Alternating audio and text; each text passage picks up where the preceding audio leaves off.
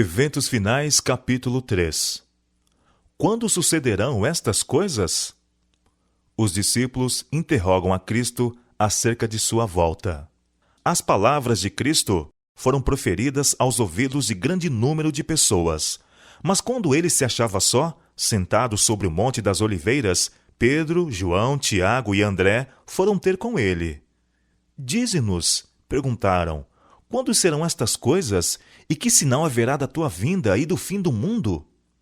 Jesus não respondeu aos discípulos, falando em separado da destruição de Jerusalém e do grande dia de sua vinda. Misturou a descrição dos dois acontecimentos. Houvesse desenrolado perante os discípulos os eventos futuros, segundo ele os via, e não teriam podido suportar esse espetáculo. Por misericórdia com eles, Jesus misturou a descrição das duas grandes crises, deixando aos discípulos o procurar por si mesmos a significação. O tempo da volta de Cristo não é conhecido. Muitos que se têm chamado adventistas têm marcado o tempo. Repetidamente marcaram uma data para a vinda de Cristo, e repetidos fracassos têm sido o resultado. O tempo exato da vinda do nosso Senhor, diz a Bíblia, acha-se além do conhecimento dos mortais. Mesmo os anjos que ministram aos que hão de ser herdeiros da salvação não sabem o dia nem a hora. Porém, daquele dia e hora ninguém sabe, nem os anjos do céu, mas unicamente meu Pai. Não devemos saber o tempo exato para o derramamento do Espírito Santo ou para a vinda de Cristo. Por que Deus não nos deu esse conhecimento? Porque se o fizesse, não faríamos correto uso dele. Desse conhecimento resultaria um estado de coisas entre o nosso povo que retardaria consideravelmente a obra de Deus no sentido de preparar um povo que permaneça em pé no grande dia que está para vir. Não devemos viver em excitação quanto ao tempo. Não sereis capazes de dizer que ele virá dentro de 1, 2 ou 5 anos, nem deveis protelar sua vinda, declarando que talvez não ocorra dentro de 10 ou 20 anos. Aproximamo-nos do grande dia de Deus. Os sinais estão se cumprindo, e, no entanto, não temos uma mensagem que nos diga o dia e a hora do aparecimento de Cristo. O Senhor ocultou isso prudentemente de nós, para que sempre estejamos num estado de expectativa e de preparação para o segundo aparecimento de nosso Senhor Jesus Cristo nas nuvens do céu. O tempo exato da segunda vinda do Filho do Homem é mistério de Deus. Nossa mensagem não é a de marcar tempo. Não pertencemos à classe de pessoas que definem o exato período de tempo que decorrerá antes da segunda vinda de Jesus com poder e grande glória. Alguns marcaram certo tempo, e quando esse tempo passou, seu espírito presunçoso não aceitou a repreensão, e eles têm marcado diversas outras datas. Numerosos malogros sucessivos caracterizaram-nos, porém, como falsos profetas. Deus não dá a nenhum homem uma mensagem de que decorrerão 5, 10 ou 20 anos antes que termine a história deste mundo. Ele não quer dar um pretexto para os seres viventes adiarem a preparação para o seu aparecimento. Não quer que alguém diga a mesma coisa que o servo infiel. Meu Senhor está demorando muito para voltar, pois isso conduz à temerária negligência das oportunidades e privilégios concedidos para preparar-nos para aquele grande dia. Marcar tempo ocasiona descrença. Por isso que passou repetidamente a data marcada, o mundo está hoje em mais positivo estado de incredulidade do que antes, com respeito ao próximo advento de Cristo. Consideram com aborrecimento os fracassos dos que marcaram tempo, e por isso que os homens têm sido assim enganados, dão costas à verdade consubstanciada pela palavra de Deus, de estar às portas o fim de todas as coisas. Entendo que o irmão Daniels tem, por assim dizer, marcado o tempo, afirmando que o Senhor virá dentro de 5 anos. Pois bem, espero que não se alastre a impressão de que marcamos tempo, que não se faça tais comentários. Eles não produzem nenhum benefício. Não procureis obter um reavivamento com base em algo dessa natureza, mas seja usada a devida cautela em toda a palavra proferida, para que pessoas fanáticas não se aproveitem de alguma coisa para produzir um excitamento, entristecendo assim o Espírito do Senhor. Não precisamos incitar as paixões das pessoas para provocar agitações em que sejam instigados sentimentos, e os princípios não assumam o controle. Acho que temos de estar de sobreaviso de todos os lados, porque Satanás está em atividade para fazer tudo o que estiver ao seu alcance, a fim de insinuar seus ardis e artimanhas que sejam poder para causar dano. Qualquer coisa que cause agitação e produza excitação por motivos errôneos deve ser temida, pois certamente haverá reação. Sempre haverá movimentos falsos e fanáticos feitos na igreja por pessoas que pretendem ser dirigidas por Deus, pessoas que correrão antes de serem enviadas e darão dia e data para o cumprimento da profecia não cumprida. O inimigo se agrada de que assim procedam, pois seus sucessivos fracassos e direção em sentido falso causam confusão e incredulidade. Nenhuma profecia de tempo além de 1844. Declarei positivamente na reunião campal de Jackson a esses grupos fanáticos que estavam fazendo a obra do adversário das almas. Achavam-se em trevas. Eles pretendiam possuir grande iluminação quanto ao fim do tempo de graça em outubro de 1844. Declarei ali em público que o Senhor fora servido de mostrar-me que não haveria nenhum tempo definido na mensagem dada por Deus desde 1844. Nossa posição tem sido a de esperar e vigiar, sem proclamações de algum tempo para interpor-se entre o fim dos períodos proféticos em 1844 e o tempo da vinda de Nosso Senhor. O povo não terá outra mensagem sobre um tempo definido. Depois desse período de tempo, estendendo-se de 1842 a 1844, não pode haver um traçado definido do tempo profético. A contagem mais longa vai até o outono de 1844. Ellen White esperava a volta de Cristo em seu tempo. Foi-me mostrado o grupo de pessoas presentes à assembleia.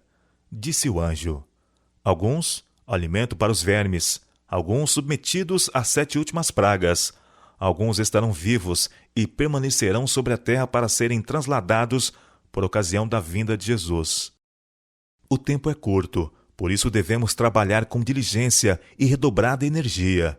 Nossos filhos talvez nunca ingressem na faculdade. Na realidade, não é prudente ter filhos agora. O tempo é curto, os perigos dos últimos dias estão sobre nós, e as criancinhas, em grande parte, serão levadas antes disso.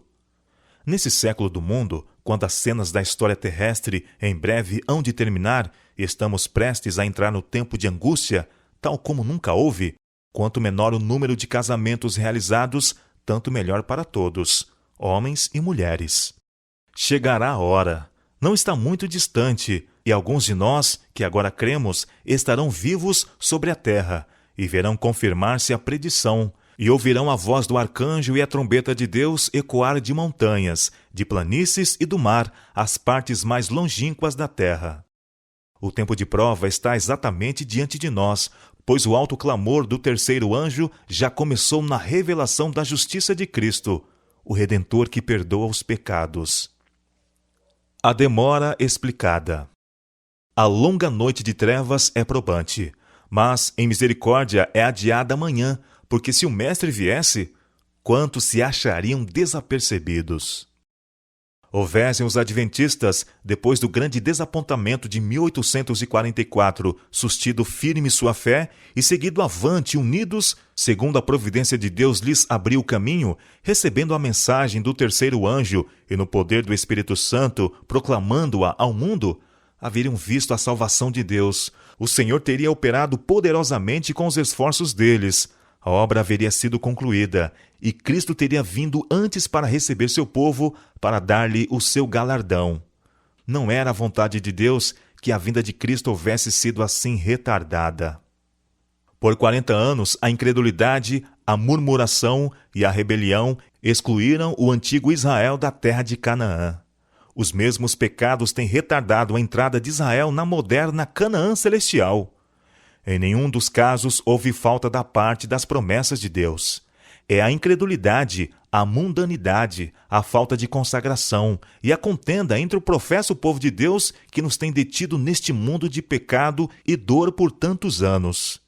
Houvesse a Igreja de Cristo feito a obra que lhe era designada, como ele ordenou, o mundo inteiro haveria sido antes advertido, e o Senhor Jesus teria vindo à terra em poder e grande glória. As promessas de Deus são condicionais. Em suas mensagens aos homens, os anjos de Deus apresentam o tempo como sendo muito breve. Assim me tem sempre sido apresentado. Verdade é que o tempo se tem prolongado além do que esperávamos nos primitivos dias desta mensagem. Nosso Salvador não apareceu tão breve como esperávamos. Falhou, porém, a palavra de Deus? Absolutamente. Cumpre lembrar que as promessas e as ameaças de Deus são igualmente condicionais. Talvez tenhamos de permanecer muitos anos mais neste mundo por causa da insubordinação, como aconteceu com os filhos de Israel. Mas, por amor de Cristo, seu povo não deve acrescentar pecado a pecado, responsabilizando a Deus pela consequência de seu próprio procedimento errado. Pelo que Cristo está esperando. Cristo aguarda com fremente desejo a manifestação de si mesmo em sua igreja. Quando o caráter e Cristo se reproduzir perfeitamente em seu povo, então virá para reclamá-los como seus. Todo cristão tem um privilégio, não só de esperar a vinda de nosso Senhor Jesus Cristo, como também de apressá-la. Se todos os que professam seu nome produzissem fruto para a sua glória, quão depressa não estaria o mundo todo semeado com a semente do Evangelho. Rapidamente amadureceria a última grande seara e Cristo viria recolher o precioso grão. Dando o Evangelho ao mundo, está em nosso poder apressar a volta de nosso Senhor. Não nos cabe apenas aguardar, mas apressar o dia de Deus. Ele pôs ao nosso alcance, mediante a cooperação com Ele, levar esta cena de miséria a termo. Um limite à clemência de Deus. Com infalível precisão, o Ser Infinito ainda mantém, por assim dizer, uma conta com todas as nações. Enquanto sua misericórdia se oferece com convites ao arrependimento, esta conta permanecerá aberta. Quando, porém, os algarismos atingirem um certo total que Deus fixou, começa o ministério de sua ira. Deus mantém um registro das nações. Os números estão se avolumando contra elas nos livros do céu. E quando se houver tornado uma lei que a transgressão do primeiro dia da semana será enfrentada com punições, então sua medida estará cheia. Deus mantém uma conta com as nações.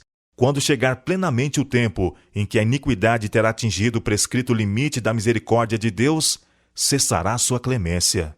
Quando os números acumulados nos livros de registros do céu indicarem que o total da transgressão está completo, virá a ira.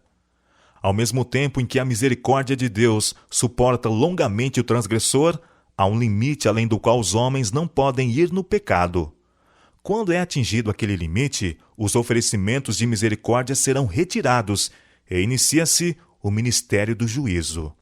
Tempo virá em que, em suas fraudes e insolências, os homens atingirão o ponto em que o Senhor não permitirá que transponham, e aprenderão que há um limite para a longanimidade de Jeová.